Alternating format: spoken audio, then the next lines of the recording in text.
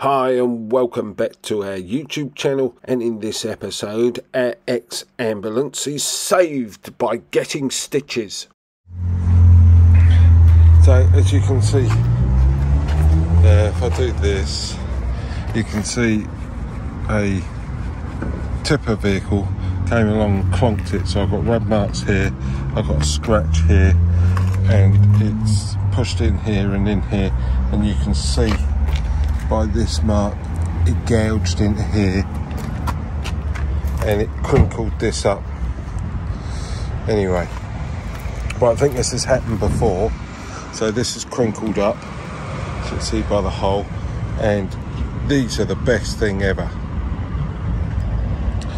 So get it cracked, drill 2 holes, thread a cable, tie through it. Sometimes it can be difficult, and here was all ripped.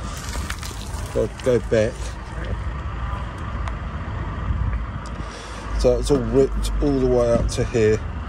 So all we did was took various cable ties and stitched them up. And this was the same.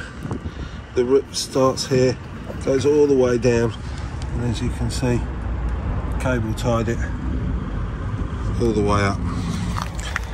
And that's what it looks like.